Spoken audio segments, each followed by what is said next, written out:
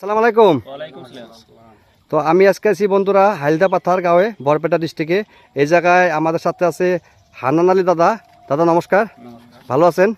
এদিকে রিটেলার দাদা আছে মিজানুর রহমান, দাদা ভালো আছেন? ভালো ভালো ইনশাআল্লাহ। এদিকে আফজাল ভাই আছে, যে নাকি আমাদের মাকইটা লাগাইছে। মাকইটা কি নাম ছিল আকবর ভাই, আফজাল ভাই?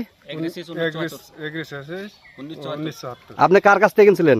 আমি মিজানুর দার কাছ থেকে। দাদা কার কাছ থেকে কিনছিলেন? মিজানুর রহমান। তো কেমন পাইলেন এই 1974 জাতটা? ভালোবাসি।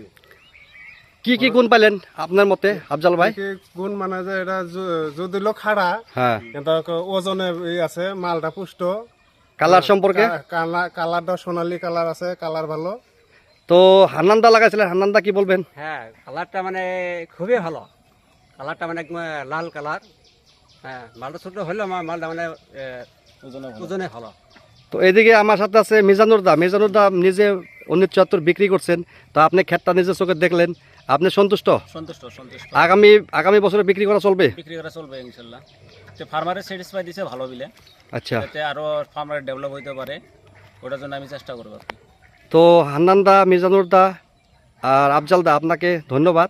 তো আগামী পর্বে আপনারা লাগান, আর গ্রামের যেগুলো চাষিগুলো আছে সবাইকে অল্প সাজেশন করেন যে 1974 ভ্যারাইটিটা ভালো আছে, তোমরাও লাগাইতে পারো। হ্যাঁ, ঠিক আছে ঠিক আছে। তো এই দেখেন, এটা ছিল কালার। দেখেন জাতটা খাটো জাত, এটা ছিল কালার। দেখেন, তো ঠিক আছে, সবাইকে ধন্যবাদ, ভালো থাকেন, সুস্থ থাকেন।